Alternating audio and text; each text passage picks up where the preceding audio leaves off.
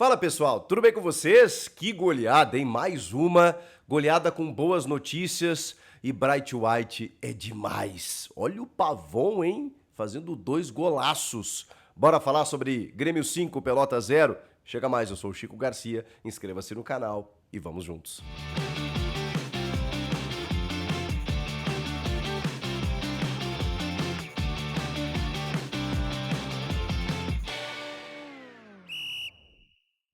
Eu sei o que você deve estar pensando aí. Por que não jogou assim no Grenal? O que adianta fazer 5 no Pelotas, 4 no Caxias, 5 no Monson, se não ganha o Grenal, se não joga bem o clássico Grenal? Eu entendo e eu concordo, mas existe uma diferença muito clara, né, gente? Eu vou apontar aqui todas as questões referentes ao jogo, da mexida do técnico, das novidades que apareceram no time, da questão dos reforços, que tem alguns chegando, outros que estão para chegar, mas existe uma diferença significativa. Você enfrentou um adversário muito mais difícil. O Internacional é um time muito mais pronto que o Grêmio. O Grêmio tem um mês de trabalho do Quinteiros, tem cerca de 5 a 7 reforços que vão chegar nos próximos dias, que vão mudar completamente a cara do time. Então, meninos da base, improvisados, que também renderam críticas, porque o Grêmio não se preparou para tal. O Grêmio começa a temporada com algumas deficiências claras, como na lateral esquerda. Então, era meio óbvio que isso fosse acontecer. Claro que os jogos anteriores, eles deram um indicativo até superior para que o Grêmio pudesse encarar de frente o Internacional. E não foi o que aconteceu. Embora o resultado de 1-1, né, a gente sabe que o placar foi enganoso, né, gente? O Inter foi muito superior, porque tem uma base já montada. E aí o seguinte, o Grêmio consegue pelo menos resistir, né? Consegue pelo menos empatar o clássico Grenal, jogando em casa. E aí vai para o jogo subsequente com algumas mexidas do técnico e atropela o seu adversário, como vem atropelando no Campeonato Gaúcho. Perdeu para o Juventude, é verdade, com um time bem mexido, reservas, e agora vence o Pelotas mais uma vez. Falando do jogo especificamente, é curioso, porque o primeiro tempo não foi tão legal quanto o placar sugere. Mas é que o Grêmio tem um centroavante que é primoroso, gente. O Bright White, às vezes, e vocês sabem o quanto eu sou gremista, às vezes eu tenho pena dele, porque ele merecia um time melhor. Eu não estou dizendo que ele merecia estar fora do Grêmio, estou dizendo que ele merecia um Grêmio melhor. Tomara que esse Grêmio do Quinteiros, com os reforços que estão para chegar, deem ao Bright White um time que faça jus ao que esse cara faz pro time. Ele é muito inteligente para jogar, cara. Ele é muito envolvido com o jogo. Ele tem leituras fantásticas. E é claro, eu estou vendo o torcedor comparar com o Suárez, eu entendo a comparação. Não existe comparação técnica com o Suárez, com nenhum outro que vestiu a camisa do Grêmio, nem com o Jardel, em termos técnicos. O Jardel foi gigantesco, ele é muito maior do que o Suárez na história do Grêmio. Agora, tecnicamente falando, o Suárez é um gênio, é um gênio. E nós tivemos esse prazer de desfrutar esse gênio aqui há 2 anos no Grêmio.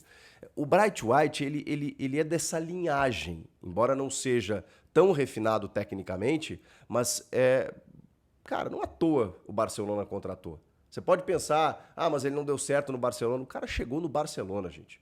O cara empilhou gols no Espanhol. O cara estava acertado com o futebol grego. O cara passou a vida inteira na Europa. Não é à toa. Quando ele decide vir jogar no Grêmio é por um projeto. E, cara, que coisa legal ver esse cara aqui. Eu tenho impressão que o Grêmio ainda está em formação, né, gente? E o Grêmio hoje está abaixo das equipes de ponta do futebol brasileiro. Se o Bright White estivesse hoje num Botafogo, num Palmeiras, vou até falar baixinho aqui, não tirem o dinamarquês do Grêmio. Deixem o dinamarquês aqui. Mas o Palmeiras está desesperado atrás de um 9. Mas assim, desesperado. O Bright White faria papo de 30 gols se ele jogasse no Palmeiras. Mas ele é nosso, felizmente. E o Bright White, ele joga e faz o time jogar. Ele lidera o time dentro de campo. Ele coordena os seus companheiros, coisa que o Suárez também fazia, coisa que os craques fazem. E o Bright White, para a sua posição, ele é acima da média. É inegável dentro do futebol brasileiro. E eu não estou falando isso só porque é gauchão. Bom, no Grenal, a chance que ele teve, ele decidiu. Então, o Bright White ele é diferente em tudo que gira em torno dele. E hoje, o Quinteiros escalou um time muito interessante, com algumas novidades. O Gustavo Martins na defesa ao lado do Gemerson e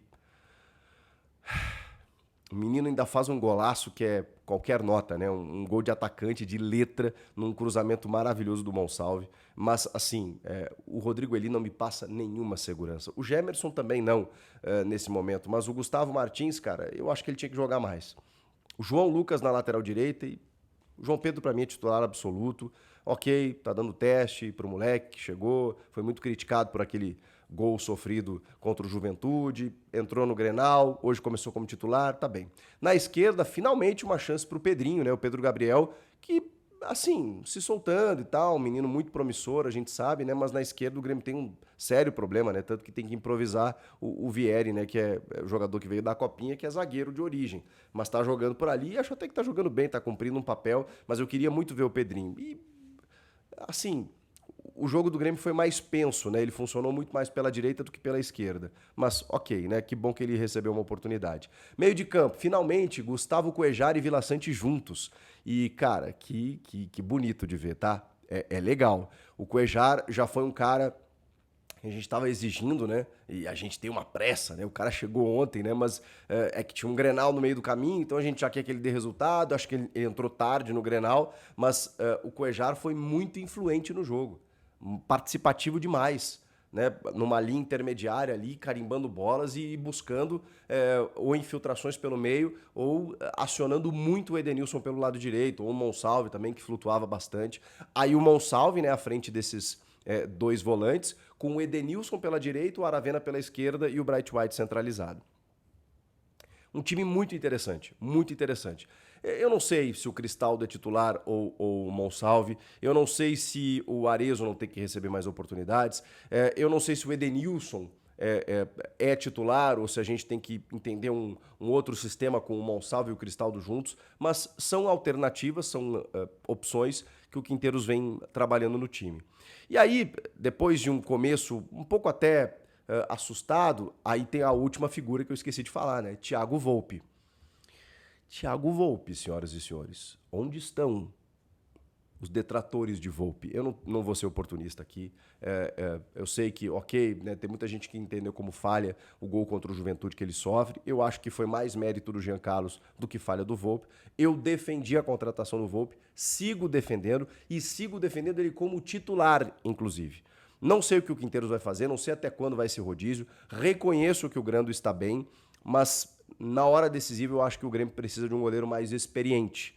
E o Volpi, aos 34 anos, com a rodagem que ele tem, eu acho que ele pode dar a garantia que o Grêmio precisa. E nesse jogo, embora o placar dilatado de 5-0, Volpi fez 3 defesas espetaculares.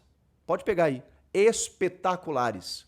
O Volpi pegou 3 bolas dificílimas. Foram defesas plásticas, muito boas, bonitas, necessárias. Fez aquilo que precisava. Então, embora o placar elástico contra o adversário frágil, os caras chegaram. E chegaram algumas vezes no primeiro tempo e depois teve uma no segundo que ele pegou também. Num contra-ataque em que o cara chega na frente dele. 2, na verdade. A primeira, ele dá o bote, o cara salta, né, tentando cavar um pênalti, e a segunda, ele faz a defesa. Ele foi muito bem, Thiago Volpi. E o primeiro tempo, como eu disse, o Pelota chegou até. E aí o Bright White, né, começou a organizar o time ali e tudo mais, e aí tem uma jogada individual maravilhosa do Monsalve. Eu sou muito fã desse colombiano. E ele pela direita cruza, mas dá na medida pro Gustavo Martins, que teve personalidade de letra, faz o primeiro gol. E aí depois entra uma dupla, uma parceria fantástica do Edenilson com o Bright White. O Edenilson no primeiro gol do Bright White, cara, ele coloca com a mão.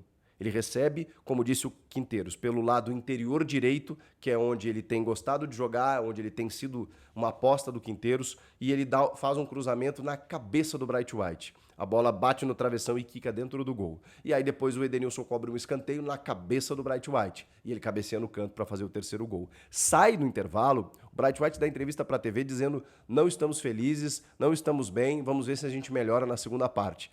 Cara, tá 3-0, cara, o maluco fez 2 gols e ele mete essa. Isso é muito bom, cara. Porque ele, provavelmente, ele participou da discussão no vestiário, da conversa. E no segundo tempo, ok, o Quinteiros fez as suas trocas, mas o Grêmio continuou mordendo. O Grêmio continuou em cima e não ia sossegar até fazer 6, 7, 8. Fez 5 e tá bom, tá bom. O Quinteiros coloca o Pavon no jogo, né? Depois coloca ele mantém o Edenilson, ele coloca o Pavon no lugar do Aravena. Aí o que ele faz? Ele bota o Cristaldo no lugar do Monsalve. Depois lá na frente ele troca, né, os laterais, né, tira o Pedrinho e bota o João Pedro. Bota o Rodrigo Eli também, na do Gemerson e tudo mais. E o Arezzo na do Bright White, mais na reta final. E aí, cara, o primeiro gol, que é o do Pavon, o Pavon cai pelo lado esquerdo, uma jogada toda individual, tá? E ele vai cortando pra dentro e chuta, a bola vai no ângulo oposto.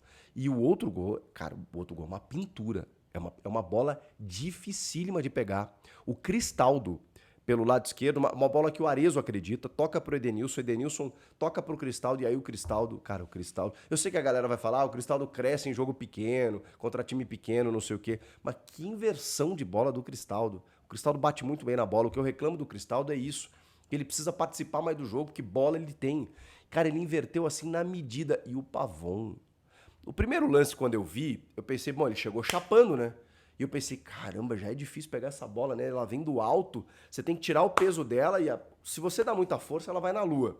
Se você só domina ela e tal, ela pode vir na tua canela, no teu tornozelo. Cara, pra você pegar bem ali pra fazer o gol é difícil. Uma bola que vem, 30 metros de distância. De repente, vem o replay. Irmão, ele pegou de 3 dedos. Uma bola que vem do outro lado, ele não deixa ela cair, mete 3 dedos no ângulo oposto do goleiro. Que golaço! Você que não viu? Ó, Puscas que me pariu. Que loucura o gol do Pavon e necessário, né? O Pavon, eu já disse aqui, eu não acho que ele fez um mau Grenal. A galera criticou ele. Eu acho que, assim, Bernabé deu um trabalho pra ele e ele deu trabalho pro Bernabé. E ele fez algumas tentativas, pelo menos, né? De algumas jogadas interessantes. Perde um gol muito claro na primeira etapa, é verdade, mas o Wesley também do Inter perdeu, o Aravena também perdeu, então assim, é do jogo. Eu acho que ele se apresentou, acho que ele apareceu. E tem gente chegando, né, gente? Tem gente chegando, o Francis Amuzu, o belga, que é natural de Gana, na verdade, mas fez a carreira toda dele na Bélgica, no Anderlecht, voltou não, né? Saiu agora, veio pro Brasil, vai ser bacana de ver, né? Um ponta que joga pelo lado esquerdo, preferencialmente pelo lado esquerdo, 25 anos, jogou com algumas figuras aí, né? O próprio Kompany, né? Ex-zagueiro do Manchester City, foi treinado por ele, na verdade, hoje o técnico do Bayern. Assim, cara que disputou campeonatos europeus, fez participações importantes no título belga do Anderlecht, e vai ser bacana de ver. É um experimento aí que o Grêmio está fazendo. E tem o volante aí, o Camilo Reigers, né? Que é brasileiro, na verdade, pode ter esse nome, veio do futebol russo, mas foi revelado pela Ponte aí, já jogou no Cuiabá, chegou a ser vendido para o Lyon, voltou, estava lá no futebol russo. O nome do time, eu nem sei pronunciar aí, mas ele é líder de desarmes lá e tal, tudo mais.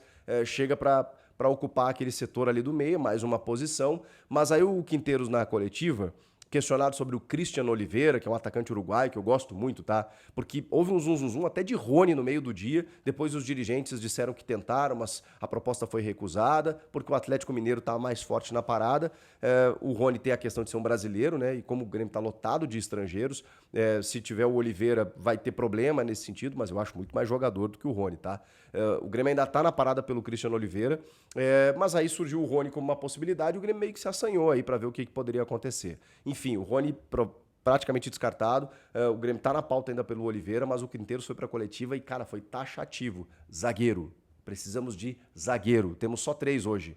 Então, se tem alguma lesão, ferrou. Precisamos de zagueiro, 1 ou 2 zagueiros.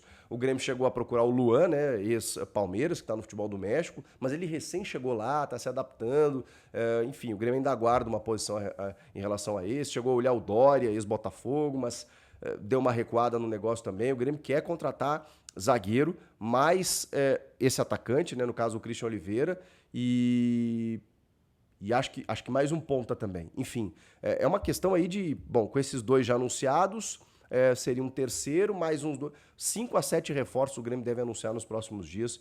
Trata-se de uma uma mudança aí, o Grêmio precisa, sabe que precisa investir, porque tem uma condição hoje de tabela do Gauchão em que hoje, pela condição, tem uma possibilidade muito grande de Grenal já na semifinal. A única coisa é o Inter, por exemplo, se tornar líder geral. Aí o Inter pega o Caxias, né, que vai ser um segundo melhor colocado, e o Grêmio pegaria o Juventude. Tem mais um jogo para o Grêmio e 2 para Juventude e Inter, por exemplo, para serem realizados aí nessa finaleira aí da primeira fase. Então vamos ver o que acontece. Hoje a configuração está dando um Grenal na semifinal com 2 jogos, o que seria complicado, né? Porque aí já pegar o Inter, e dia 19, por exemplo, o Grêmio ainda tem Copa do Brasil contra o São Raimundo lá em Roraima. E o regulamento mudou, né? Tem que ganhar o jogo, porque aquela história de que empatar dá a moral pro time mais forte ou leva para pênaltis e tal, esquece isso. Se empatar vai para pênaltis, mas quem ganhar, né? O Grêmio vai ter que ganhar o jogo lá em Roraima, uma distância continental, né? Como é a Copa do Brasil, no meio de tudo isso, no meio de semifinal e finais do Campeonato Gaúcho. Vamos ver o que acontece. Gostei muito da atuação, celebro cada vez mais Bright White e algumas boas possibilidades novas aí, com reforços chegando, Volpe bem no gol, Vila Sante e Cuejar formando uma boa dupla, Edenilson se soltando, jogando cada vez melhor numa posição que está sendo encontrada pelo Quinteiros, Monsalve maravilhoso, Cristaldo entrou bem, Arezo também entrou bem, Pedrinho que ganha mais chances e a questão da defesa realmente precisa de novidades, de reforços. Esse foi o resumo, nem tão resumo assim, do que eu vi do jogo do Grêmio. Comenta aqui, inscreva-se no canal, eu volto na próxima. Tchau!